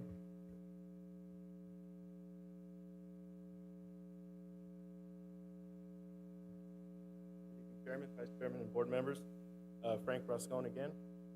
To use a little bit of what Najee was saying, again, we're not opposed, I'm not opposed to the development out there at all. Really appreciate the buffer zones, the planning, but the traffic study, and put it in, I guess, a layperson's deal, that's what we need to be looking at. That's my primary concern. Looking at a traffic study for the net effect of having not just this development, but the other developments for this area, and how they're going to affect that growth. I'm not saying that trucks and buses and cars can't go on the same road, but you will notice most major roads that have speed limits at 35 miles an hour don't have school crossings, which is a big fear, right? So how do we plan this out to avoid school intersection crossings, et cetera? Traffic studies, I think, are a big deal. Now, maybe they're not required up to this point. Maybe they weren't thought. But if this one's 800 plus houses, the other one has to be substantially more. And if it's medium density, I imagine there's more people per square foot than this. So that being said, all of a sudden we're looking at thousands of cars out there. How is that going to affect? That's the concern I have. That's my problem with this. It isn't that we don't want to see development. We're well aware this seems to be the only logical solution at the moment to grow. The other solutions are probably going to take longer to do, or they're going to take more money. Understood. My opposition is strictly because of we don't know the traffic study. Now, we have smart people doing this, not just a smart guy. Just ask them. And what you see here is, why don't we know the traffic studies right now? I mean, why aren't we looking at it? Hey, it's a simple question. What are we going to do with the cars and the trucks? We don't bother to do this until down the road. Well, why is that? Because they cost a lot of money. And that's the fear. If we push this and kick the can down the road a year, 2 or 3 for future development, it may not happen. And that's it. Thank you guys for listening. Thank you. Roman? Chairman, next we have Gary Magrino.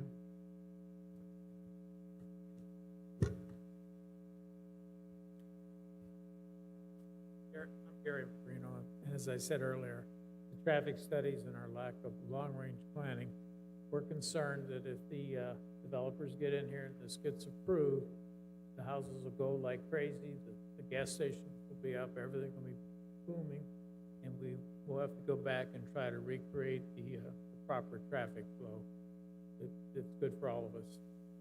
That's all I have. Thank you, everybody.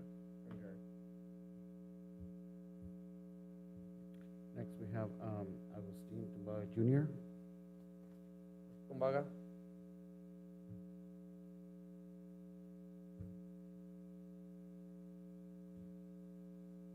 I'm sorry. Hopefully I'm not the last one, ¿verdad? Pero I invited my daughter to the meeting because I told her it was going to be exciting, and she's not very happy with me right now, ¿verdad? It's exciting. See, I think it's exciting too, ¿verdad? Pero, the reason I'm here is, of course, support for, make sure this amendment goes forward. One of the things I kind of want to share with you all, there's actually a funny story regarding growth in San Luis. I've known Nieves for a long time. So he had an office over there, if you guys remember, on Main Street, right there where that, I think there's a post office place now that does an exchange there. She showed me a plan, and she's like, look, I'm gonna build this shopping center in this place. And I'm pretty candid with Nieves, and I'm like, Nieves, ahí te va a tronar. There's no way. So then I passed out there on Sunday. I went out there on Sunday because I saw it on papers, didn't know, I knew San Luis as in you come over here to the swap meet and buy the clothes that was behind, where the Thrifties or whatever was there. I'd never gone that far out. So I went out there, and then I see Nieves, and David. He was on crutches because he had gotten hurt, and Nieves is holding a tape and measuring something. They were doing something on some foundation there. And I look around and I'm like, oh my God, si le va a tronar. Because it was all desert. There was nothing there. I mean, if the people that have lived here for, for all your life, you remember there was nothing around the plaza. The thoughts of actually the growth going that way, I didn't think it was going to happen. So behold, 15 years later, I own the plaza. The person that said she wasn't going to make it. When I first bought the plaza, my biggest fear was, because the other rentals that I have, is that it wasn't going to survive during the summer. The other rentals that I have, I normally have to break in the summer because of the cost of electricity. It reduces on employment. There isn't a lot of people spending. 5 years I've been at the plaza. That has not happened. When we first bought the plaza, there was some vacancies. Right now we're down to 3 to 4 vacancies. And the reason behind that is because the growth that has happened in San Luis.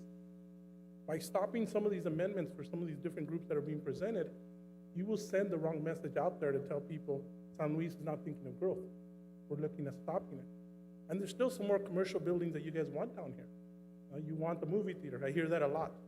You want a big civic center where there's special events could occur. If you send messages stating that this is what's going to happen with San Luis with the growth, it will trickle down to investors. I won't say the other communities, that have done that, and look what's happened to them. They haven't grown. They haven't grown at all, and the businesses aren't going there.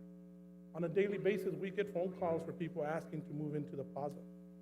We hopefully would have everything filled. As you can tell, there's quite a few restaurants. I mean, San Luis is going to have 2 major gyms.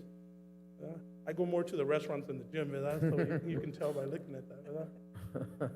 But one of the things that I found interesting when I was talking to some of the people that build for me, because I own DHG Construction, is that 90% of my employees and people that work for me live here in San Luis. And even today, I was having a conversation with one of my subs, and his comment to me was, you know what's interesting? Before I became a sub, I was making $30,000 a year. Now I'm making over $100,000 as a sub. My employees are making $40,000 to $50,000. They live here in San Luis. Where do you think they're spending the money? This is the reason why I'm sure other people that have commercial properties here in San Luis don't worry during the summer, because there's people in San Luis that are well income and can spend the money here. They are from here and they spend the money here. So that's a big plus, that's showing that growth will happen. And with more houses, yes, they'll have more employment. It's a circle. Schools will have businesses, restaurants, everything will benefit from the growth that's happening. I take a little bit of an insult from the comment that's said right now regarding the safety issues and so forth that could occur because a truck could take somebody out. Is it true? Would it possibly happen? It happens all the time all around the world.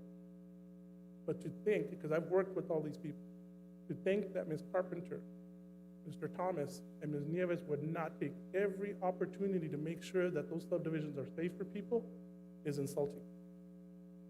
To worry about that there's a prison in that area and they're not going to take the action to make sure the people there are safe, look at other communities. There's homes being built around prisons all the time. They take the actions that need to be taken. For those that don't know, I used to be mayor for the city of Somerton. I was one of the first ones that was on the Port Authority. I was also the first one that pushed the city of Somerton to get out of it. Not because it's not a great idea, not because I can see the growth that could happen, but come on guys, 20-some years, and look what's happened. Imagine if you would have stopped the growth and said, no, because we're gonna grow, the Port Authority is gonna grow so big that we need the land 20 years ago. On the estado de San Luis, where would San Luis be now? I guarantee you wouldn't be in this building because you wouldn't have the funds or get the funds to be able to do what you want to do. But the growth benefits the other. There's safety concerns and they're going to be addressed. These 3 groups that are looking at coming to the city of San Luis and are here already will make sure about that. Your staff will make sure they'll take care of it. Because trust me, your staff, I've worked with them well. There's sometimes that I like to scream at them, but they're the ones that sign the paper, so I have to smile. They fight para los derechos del city. They fight for the city's right. So that's one of the concerns that I don't really have.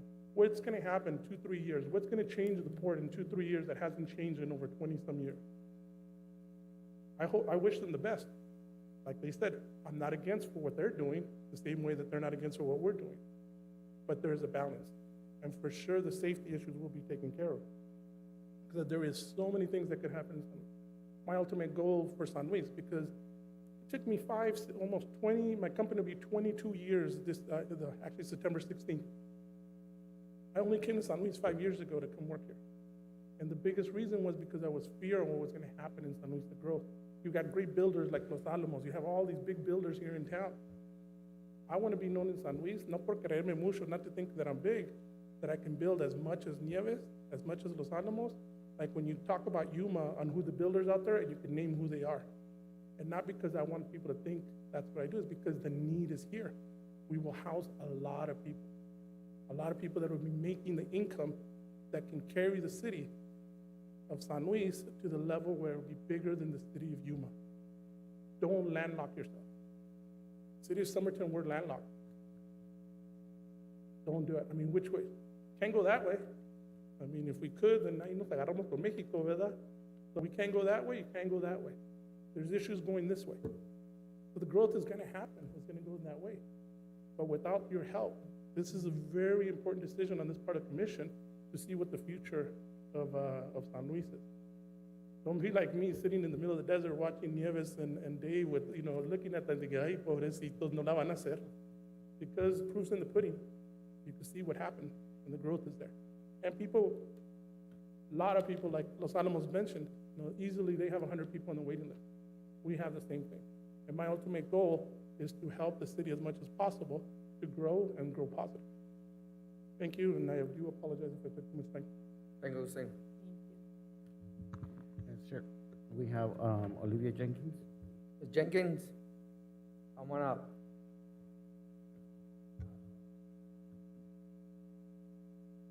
Oh. Don't throw anything at me, okay? Good evening. I don't know how I'm gonna make up that speech, but I'm gonna try. My name is Olivia Jenkins. I live at 37 East Jet Street. And I'm gonna walk over there to tell you how long I've been here.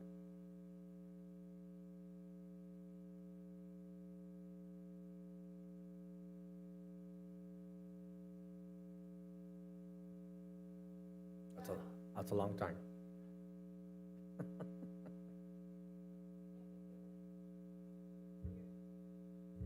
My community, I've been here that long.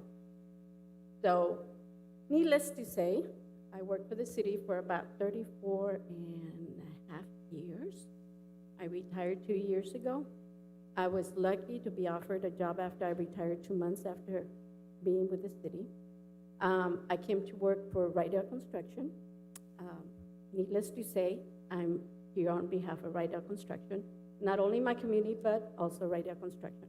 I'm here also on behalf of the people I've been working for the last 2 years. I know a lot of you maybe don't know me, but some of you maybe do know me. I'm not a great public speaker, and I'm intimidated by Mr. Stombaga's speech, so I'm competing here. So anyway, with Rydell Construction, we have about 300 people employed. So I'm going to chime into what my colleague Alba from Alamos said. While we are lacking, definitely, we cannot deny we're lacking in commercial and jobs in San Luis. That's obvious. I mean, I've been here 30 years, and for the 35 years that I worked for the city, our commercial water accounts never really grew. There's people out there that can offer a help to San Luis, like Mr. Jones and other people who have the ability to bring business in here. I challenge them to bring them in here. We have the buying power to do so, So if they would do that and, get up to par with our construction, they would also bring jobs. Other than the 300 or so people that are employed through Rydell Construction, there's also other people that get employed or get jobs or revenues through that, because it's not just the construction workers. It's the people that work at the title company. It's the people that work with the home insurance. It's the people that, so there's jobs being created beyond just bringing homes to San Luis. I mean, let's not be totally negative about San Luis, bringing all these homes. We contribute, or the company, I sound like, okay. I'm sorry, Ms. Rydell. It's Mark's fault. But the company brings about $1 million to in revenues to the city of San Luis. Not only in construction permits, but there's also the revenues that are brought in like I said, other entities, that are employed or have a contract through construction. We pay impact fees through all those permits, and it's not just, a few $100s. It's expensive to get a building permit, which is fine, because that helps support the infrastructure that is being used within the city. Utilities from all those homes that come in are paid for life. As long as a home is occupied, there's utilities being paid through life, which support the system, the water system, the sewer system.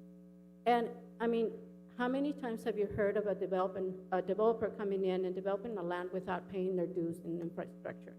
I know for a fact that every single subdivision or development that Mrs. Rydell has brought to the city, they've asked her for traffic studies, they've asked her for infrastructure, water and sewer, and like Mr. Dumbaga says, sometimes city employees get nasty. They don't just, let us walk in and say, oh, we want this, and oh, yeah, sure, No. And we have to play nice. I think that there is a middle ground that we all can work with. And it's like Mr. Dumbaga says, where are we going to grow? The growth is here. I've been here 30 plus years, and San Luis has grown. Yes, we have some problems and some issues with traffic. Who doesn't? San Luis has always had traffic issues. And what can we do about that? We can learn from the mistakes that we've done in the past. But we cannot say no more growth or no more residentials because, oh, we have this problem over here, we don't want it over here. Let's work around it. Let's do what we need to do, and let's move on. 1 year or 2 years that we hold back or you say no to this amendment, again, going back to what Mr. Tumbaga says, what is going to change in 1 year or 2 years if you hold us back? What's going to change? Really, are we going to see that much change in 1 or 2 years? No, we're not. People are coming. Just like Ms. Alba mentioned, they have a waiting list. We have a waiting list. People want to come and live to San Luis. Are we going to turn people back? Say, oh no, the city of San Luis doesn't want residents in San Luis anymore. Years back when my husband still was here, he helped one of the mayors back then to fight City of Yuma because they wanted to come and put their city limits all the way back to where? Avenue B,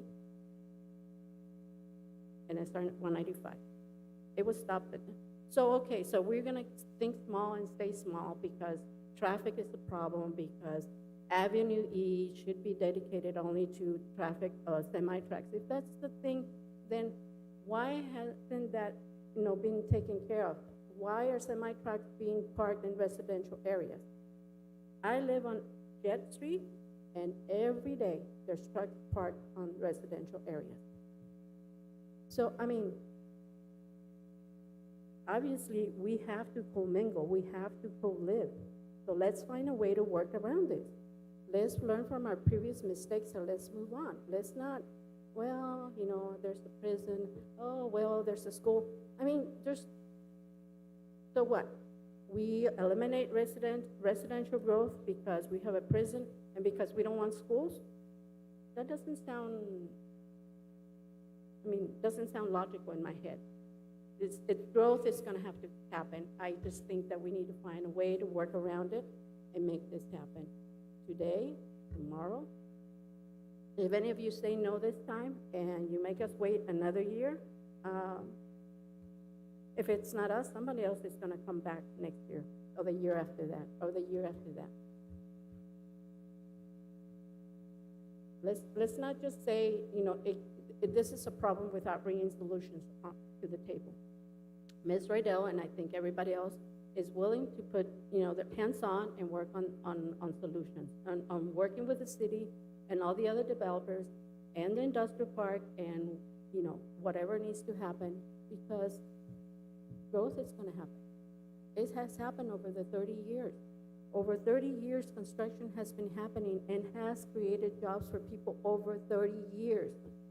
Where's the other commercial business coming in to provide that stability? I mean, can you tell me, other than maybe Factor Sales or anyone else who has provided that stability of workflow during the last 30 years? People come, people go, but some things have been permanent and have been here and have been providing stability, not only in revenues, but in jobs for over 30 years. And that has been construction. You know, whether we like to look at it that way or not, it has provided stability for people. And there's people from Yuma that come and live in San Luis, drive around that area back there. We have City of Yuma police officers living in that area. We have Sheriff Department. We have DPS. I mean, they're not DPS anymore. I'm sorry. I'm back in my days. But, I mean, I don't know what else I could say to stress, you know, that it's something positive. You know, I hate it, and well, hate is a strong word. I like it when people make it sound like bringing more residents and developing residential areas is a negative thing. I don't think it's a negative thing. It has been what has sustained San Luis all these years. Thank you. Thank you, Ms. Jenkins.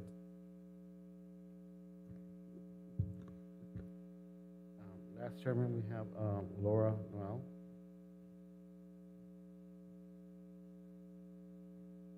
What was the name again? Laura. Laura Noel, welcome. Hi, my name is Laura Knoll. I'm the superintendent at Somerton School District, and I would like very much to answer any questions you have.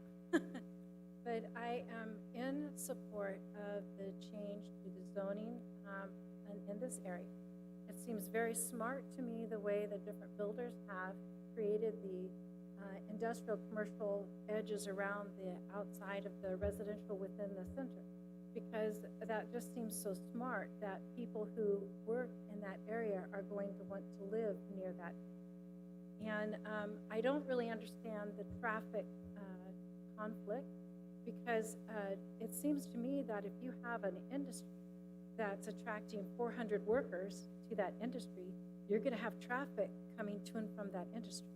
If you have housing, you're going to have traffic to and from that housing. It seems to me traffic is just one of those things that we need to resolve. We need to find solutions for. And I've heard Mr. Jones and others recommend some kinds of solutions. Let's go for it. Let's plan for whatever needs to happen that's practical, and it will solve the problem. The issue of a traffic study is a little bit of a sore spot for me, because we've done several now.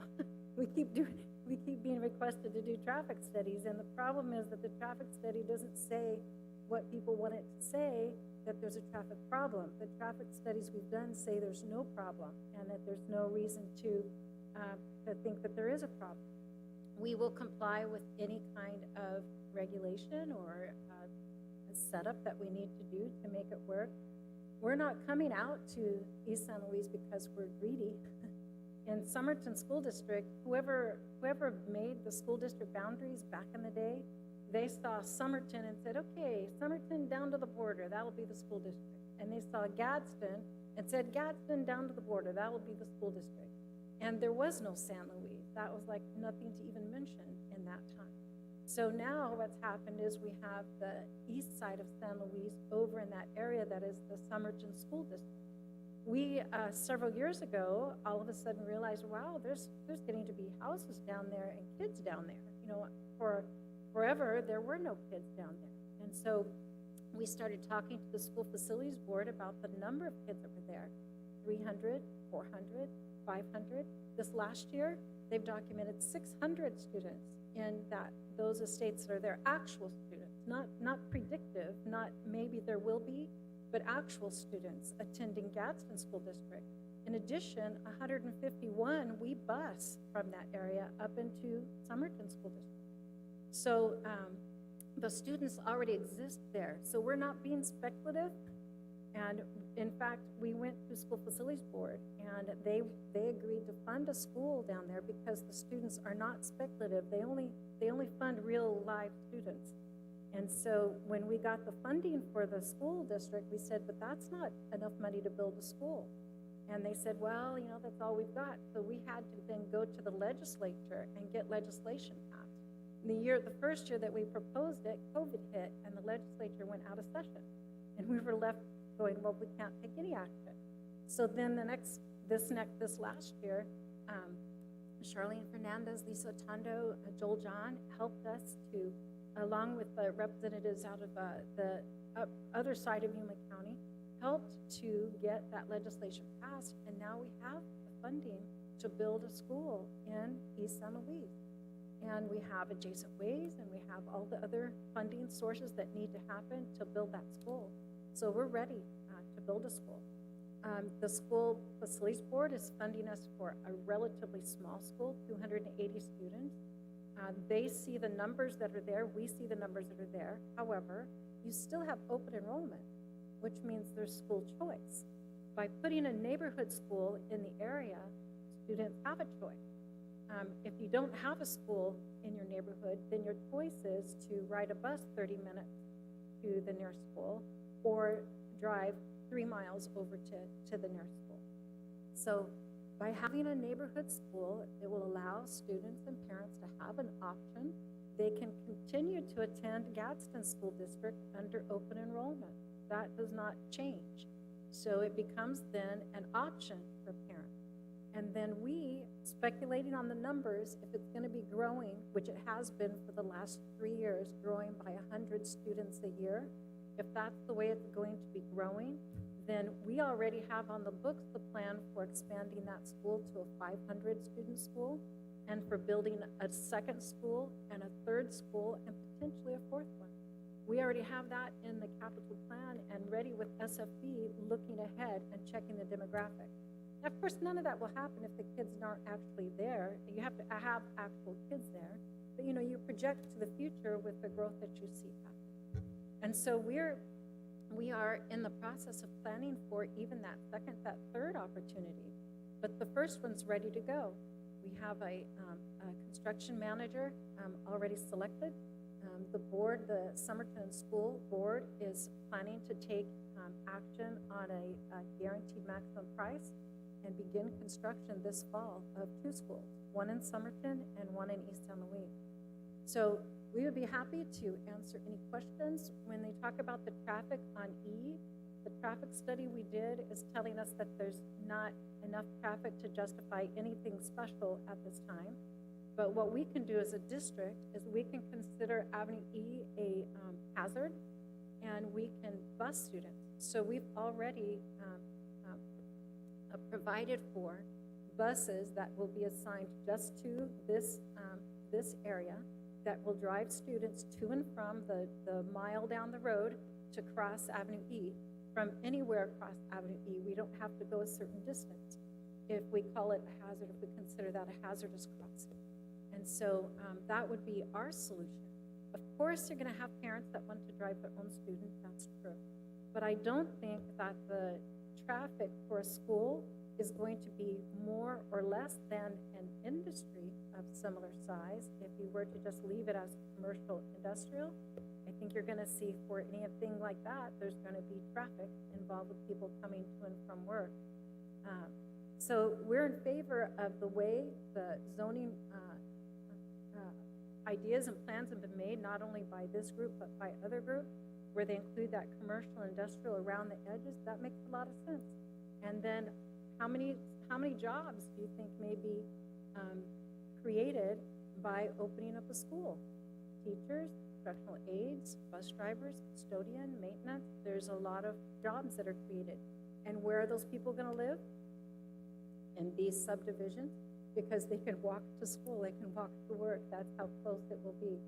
So it creates a very attractive place for families to grow. So I'd be happy to answer any questions if you have any. Mr. Chairman, I don't know if you know the proposed parcel that you guys plan on building this school. Do you know the zoning? The zoning is the commercial.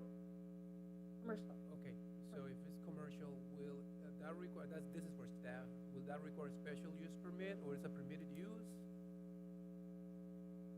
School, on its own? The parcel where the school is being proposed, just for clarification, it's not part of the applications that we're reviewing today. I know. The zoning is industrial, and zoning does not apply to schools, therefore it doesn't really matter. Yeah, It could be built. yeah. Okay. I'm sorry that I didn't know. That's okay. That one is okay. Mr. Guzman told me that it didn't apply to us as a school district. Yes. Thank you. Any other questions? All right, thank you very much. Thank you. And I would be happy to answer questions anytime. Call me. I'm at the school district. That was the last speaker. Roman? That was the last speaker. That was the last one. All right. It's 10. It is 10.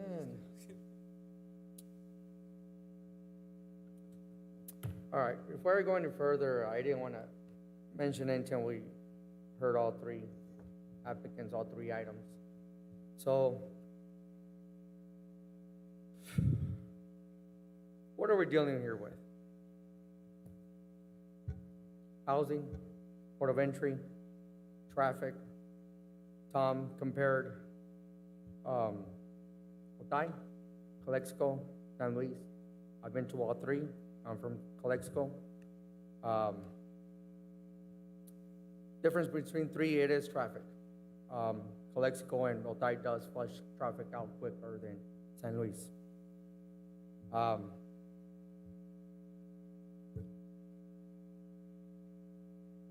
City services. Our police, fire, sewer, water. I'm hoping that staff would have this necessary information is, do we have enough for these projects if they get approved? Are we ready? Is there plans ahead for better infrastructures to improve our roads or exit? I'm a parent. I go to take my girls to San Luis High School, and guess what? It is a mess. 50% of the time, cops are there, traffic control, and it's nice. But 50% of the time, I wish it was 100. And it's only for about 30 minutes, but it's bad. You know, it's just what we inherited. It's the way the city was developed. It's the way it was growing with time. They mentioned the old port of entry. How it got there, I don't know, but yeah, it was wrong. We moved it out of the way, which was what we wanted. We wanted commercial away from residential. That was the main point. How did houses ended on the other side? I don't remember, but there it is, following commercial. Now, are we in a time? We are in a time where we need houses. I listen to the news every day, and we are behind. We are growing fast, and there's no more land. Do we need houses? Yes, we do. Do we want to compromise our port of entry that it took so long to build and move away from the city? I really don't. But someone mentioned we have to meet in the middle. Last time we talked about this, I know both groups were going to sit down and talk about it. I don't know if it happened. If it didn't, I do encourage you that you follow through. Because if both entities do not come in an agreement, then we'll make it for you. Whether Port of Entry doesn't like it or the other. But we do have to make a decision. So, members, go through it, study it, drive by it. I know I do. Because this is our first step, and then, of course, council will do the second. But do we need houses? Yes, we do. Do we need to do it the right way? Of course. Can we pick and choose? Yes, we can. Can we make some changes? Of course. So please think about it. It is a very important item. It is very important. It's about growth, but the right way. But it's up to us. Does anybody else have any comments or questions?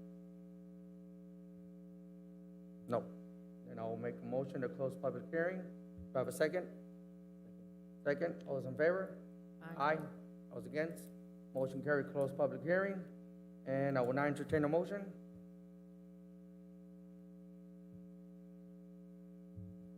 Mr. Chairman, I move to continue public hearing regarding major general plan amendment case number 2021-0340 the Planning and Zoning Commission meeting of September 21st, 2021. Motion, do I have a second? Second. Second, all those in favor? Aye. All those against? Motion carries. And I will now entertain a motion to adjourn. I make that motion, do I have a second? Second. Second, all those in favor? Aye, this meeting is adjourned. Thank you, everybody.